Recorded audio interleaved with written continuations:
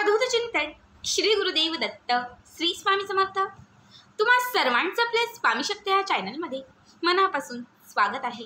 स्वामी तुम्हा सर्वांच्या सर्व चांगल्या इच्छा पूर्ण करो एवढीच स्वामींच्या चरणी प्रार्थना करते आणि आपल्या आजच्या या नवीन आणि सुंदर व्हिडिओला पुन्हा एकदा नव्याने सुरुवात करते।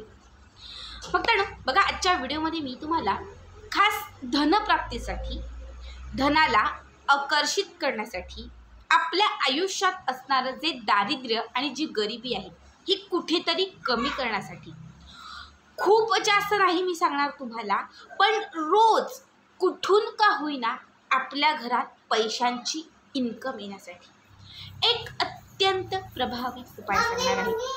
ही एक सेवा किंवा हा एक उपाय तुमच्या आयुष्यात धनाला आकर्षित करेल। पैशांचे बंद झालेले जे काही मार्ग तुमच्या आयुष्यात आहेत ते खुले करेल। बघा, या सेवेने तुमच्या आयुष्याचं सोनं होईल। जे लोक धनप्राप्तीसाठी, धनाला आकर्षित करण्यासाठी, कर्जमुक्तीसाठी, लक्ष्मीला प्रसन्न करण्यासाठी असंख्य उपाय, असंख्य सेवा करत आहेत, पण त्यांना कुठल्याच गोष्टीत यश मिळत नाहीये, लक्ष्मी प्रसन्नच होत नाहीये, पैसा येतच नाहीये, गरिबी वाढतच चालली आहे, कर्ज जे आहे ते वाढतच चाललेलं आहे।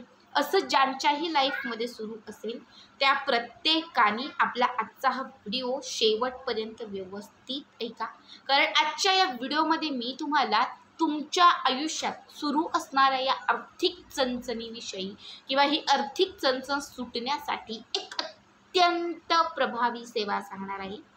ही सेवा तुमच्या आयुष्यात तुम्हाला सुख मिळवून देईल। ही सेवा तुमच्या आयुष्यात तुम्हाला लक्ष्मीची बरकत आणून देईल आणि अखंड तुमच्या घरामध्ये लक्ष्मीला स्थिरही करेल। ज्यांच्या घरामध्ये खूप कर्ज झालेलं आहे, कर्जाने घर व्यापलेलं आहे, कितीही प्रयत्न केला तरी कर्जातून मुक्तता होत नाहीये, तर या उपायाने कितीही मोठं कर्ज असेल तरी कुठेतरी कमी व्हायला लागेल, कारण तुमच्याकडे पैशांची आवक वाढायला लागेल। बघा, अजून एक सांगते, नेहमीच सांगत असते, कारण बरीच अशी लोकही आहेत की ज्यांच्या कमेंट्स अशाही असतात की ताई असं काही होतं का, फक्त उपाय सेवा करून असं काही घडतं का? तर मी तुम्हाला प्रत्येक व्हिडिओत सांगत असते, फक्त झोपून राहिलात, उपाय केलात, स्मरण केलं, काहीतरी सेवा केली, काहीच घडणार नाही। जेव्हा तुम्ही कष्ट कराल, बघा कष्ट, मेहनत हे आपल्या जीवनाचं अंतिम सत्य आहे, ज्याला आपण म्हणतो की दगडावरची रेघ, काळ्या दगडावरची रेघ। तसंच एक आहे जे आपल्या प्रत्येकाच्या आयुष्यात आहे की कष्ट हे कुणालाच चुकलेलं नाही आहे। कष्ट ही आपल्या आयुष्यात एक रेघ आहे आणि जी शेवटच्या क्षणापर्यंत आपल्याला करायची आहे। मेहनत आणि कष्ट खूप करतोय पण नशीब साथ देत नाही, आणि जेव्हा नशीब साथ देत नाही ना तेव्हा आयुष्यात काहीच मिळत नाही। पण जेव्हा कष्टासोबत, मेहनतीसोबत उपाय सेवा करतात तेव्हा नशीब साथ द्यायला लागतं, आणि जेव्हा नशीब साथ द्यायला लागतं तेव्हा आयुष्यात सगळं काही नमकते मिळत जातं। म्हणून सेवेचा आणि उपायाचा हा लाभ आहे की कष्टासोबत तुम्ही करत चला, तुमच्या आयुष्यात तुम्हाला सर्व काही मिळत जाईल। आता याच्यासाठी, या उपायासाठी आपल्याला जो दिवस लागणार आहे तो पौर्णिमेचा किंवा मग अमावस्येचा। पौर्णिमा, अमावस्या किंवा मग शुक्रवार या तिघांपैकी कुठल्याही दिवशी हा उपाय तुम्हाला सुरू करायचा आहे। याच्यासाठी तुम्हाला लागणाऱ्या ज्या गोष्टी आहेत त्यातील सगळ्यात पहिली गोष्ट म्हणजे एक पिशवी। सगळ्यात पहिले एक पिशवी आणायची, ज्याला 2 रेषा असतात ओढण्यासाठी, ज्याला पोटली असंही म्हणतो। बाजारामध्ये रेडीमेड लाल रंगाच्या पोटल्या सहज उपलब्ध आहेत, त्यातील एक पोटली आपल्या घरी घेऊन या। जर घरीच बनवता असेल तर घरीच ती स्टिच करून घ्या, ठीक आहे। याच्यासोबत तुम्हाला लागणार आहे एक कमळगट्ट्याचा मणी, ज्याला आपण कमळाचं बीज, कमळाचा मणी, कमळाचं बीज असंही म्हणतो, बाजारात कुठेही सहज मिळेल, आणि त्याच्यासोबत एक माता लक्ष्मीचा सिक्का। ह्या दोनही गोष्टी म्हणजे या तीनही गोष्टी तुम्हाला घरी घेऊन यायच्या आहेत। आणल्यानंतर देवघराच्या समोर जिथे माता लक्ष्मीचा फोटो, प्रतिमा जे काही असेल तिथे कमळाचं हे बीज आणि त्याच्यासोबत तुम्हाला हा शिक्का ठेवायचा आहे एका प्लेटमध्ये। यावरती थोडं पाणी म्हणजे जल अर्पण करायचं आहे, थोडं दूध अर्पण करायचं आहे, पुन्हा पाणी अर्पण करायचं आहे, आणि त्याच्यानंतर 1 रुपयाचा सिक्का आणि हा कमळाचा मणी म्हणजे हा कमळ बीज जो आहे तो स्वच्छ पुसून धुवून तुम्हाला घ्यायचा आहे।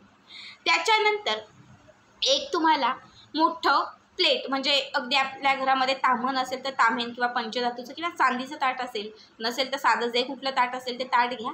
त्या ताटात एक 50 रुपयाची नोट ठेवायची.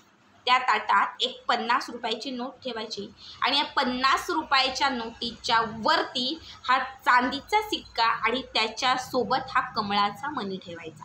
आता ज्यांच्या घरामध्ये खूप प्रयत्न करूनही चांदीचा सिक्का नसेल किंवा मिळालाच नसेल त्यांनी 1 रुपयाचा सिक्का घेतला तरीही चालेल. ठीक आहे. 50 रुपयाच्या नोटीवरती हा चांदीचा सिक्का किंवा 1 रुपयाचं नाणं कॉईन ठेवायचा आणि त्याच्यावरती हा कमळगट्ट्याचा मणी ठेवायचा.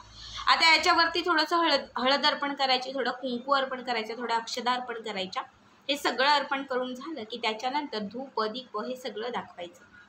त्याच्यानंतर एका छोट्या वाटीमध्ये थोडंसं कुंकू घ्यायचं आणि त्या 3 बोटांनी त्या कमळ बीजावरती कुंकू अर्चन करायचं. कुंकू अर्चन करत असताना संपूर्ण 1 वेळा श्री सुक्तम फलश्रुतीसहित म्हणायचं. बस इतकंच करायचं. धनप्राप्तीसाठी माता लक्ष्मीला प्रार्थना करायची, आपल्या आयुष्यातील आर्थिक चणचण कमी होण्यासाठी तिला विनंती करायची आणि तुमची जी इच्छा असेल ती तिथे व्यक्त करायची. इतकं करून झालं की त्याच्यानंतर हे तिथेच देवघरात असंच ठेवून द्यायचं. दुसऱ्या दिवशी पुन्हा ही पूजा उचलायची नाही, काहीच नाही, असंच ठेवून द्यायचं. दुसऱ्या दिवशी पुन्हा सकाळी किंवा संध्याकाळच्या वेळात पुन्हा एका वाटीमध्ये थोडंसं कुंकू घ्यायचं. 3 बोटांनी हे जे कुंकू आहे ते त्या कमळगट्ट्याच्या माळ्यावरती कमळगट्ट्याच्या मण्यावरती अर्पण करायचं आणि अर्पण करत असताना संपूर्ण 1 वेळा श्री सुक्तमाचं पठण करायचं. ठीक आहे. असं सलग 7 दिवस करायचं, कंटिन्यू 7 दिवस. समजा शुक्रवारपासून सुरू केलं मी, या शुक्रवारपासून सुरू केलं आहे तर पुढचा शुक्रवार येईपर्यंत, पौर्णिमेपासून सुरू केलं तर संपूर्ण पौर्णिमेपासून 7 दिवस हा उपाय करायचा आहे. अमावस्येपासून केला आहे तर संपूर्ण अमावस्येपासून 7 दिवस हा उपाय करायचा. जो दिवस 8वा असेल, 7 दिवस पूर्ण झाल्यानंतर जो दिवस 8वा असेल त्या 8व्या दिवशी जी बाजारातून आणलेली लाल रंगाची पोटली म्हणजे पिशवी आहे, त्या पिशवीमध्ये हा 1 रुपयाचा सिक्का किंवा चांदीचा सिक्का उचलून टाकायचा आणि त्याच्यासोबत कमळाचा मणी ठेवायचा. याच्यासोबत जे कुंकू अर्चन केलं होतं ते कुंकूही सगळं त्यामध्ये टाकायचं आणि ती जी रश्शी आहे ती अशी खेचायची आणि ही पोटली घट्ट करायची. ठीक आहे. त्याच्यानंतर त्या रुपयाच्या किंवा त्या लक्ष्मीच्या नाण्याच्या खाली ठेवलेली जी 50 रुपयाची नोट आहे, ही 50 रुपयाची नोट उचलायची, तिची घडी करायची.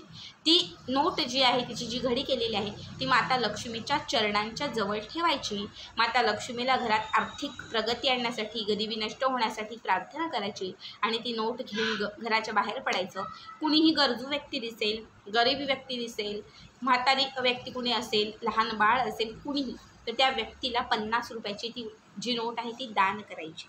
आणि जी पोटली आपण आपल्या घरामध्ये ठेवलेली आहे म्हणजे जी पिशवी, ती तुमच्या घराच्या आजूबाजूला कुठेही माता लक्ष्मीचं मंदिर असेल तर त्या माता लक्ष्मीच्या मंदिरात जाऊन तिच्या चरणांना लावायची आणि ती पोटली घरी घेऊन यायची आणि आपल्या तिजोरीमध्ये ती ठेवून द्यायची. बघा, या उपायाने तुमच्या आयुष्यात बंद झालेले धनाचे मार्ग खुले होतील, तुमच्या घरातील गरिबी नष्ट होईल. जेव्हा तुम्ही 8 दिवस ती 50 रुपयाची नोट आणि त्याच्यासोबत तो सिक्का अभिमंत्रित कराल, जेव्हा 8 दिवसात म्हणजे 7 दिवसानंतर 8व्या दिवशी तुम्ही ती अभिमंत्रित केलेली जी नोट आहे ती तुम्ही एखाद्या गरजू व्यक्तीला दान कराल किंवा घराच्या बाहेर तुम्ही एखाद्या व्यक्तीला द्याल, त्या क्षणात तुमच्या घरामध्ये असणारी दरिद्री घराच्या बाहेर जाईल, तुमच्या घरामध्ये असणारी गरिबी घराच्या बाहेर जाईल आणि तुमच्या घरामध्ये बंद झालेले जे धनाचे मार्ग आहेत ते खुले होतील. शिवाय जेव्हा तुम्ही त्या पोटलीमध्ये माता लक्ष्मीचा सिक्का आणि त्याच्यासोबत जेव्हा तुम्ही तो कमळगट्टा मणी ठेवाल तेव्हा तुमच्या घरात माता लक्ष्मी प्राप्त पण होईल आणि ती स्थिर पण होईल. बघा, बऱ्याच वेळा लक्ष्मी प्राप्तीसाठी आपण लक्ष्मीच्या सेवा करतो पण तिचं आसन नसतं. जेव्हा तुम्ही कमळाचा मणी, कमळगट्टा मणी, कमळाचं फुले माता लक्ष्मीचं आसन मानलं जातं. जेव्हा तुम्ही तो बीज मणी जेव्हा घरात आणाल, तो अभिमंत्रित करून जेव्हा तुम्ही त्या पिशवीत ठेवाल तेव्हा माता लक्ष्मीचं आसन तुमच्या घरात स्थिर होईल. माता लक्ष्मीचं आसन तुमच्या घरात होईल आणि अभिमंत्रित केल्यामुळे ते आसन स्थिर होईल. त्याच्यासोबत जेव्हा तुम्ही तो 1 रुपयाचा सिक्का किंवा लक्ष्मीचं नाणं आपल्या घरात ठेवाल, लक्ष्मीचं नाणं असेल किंवा मग तो सिक्का असेल, दोनही जे आहे ते माता लक्ष्मीचंच प्रतिनिधित्व करतात, ज्यात माता लक्ष्मीचा वास आहे.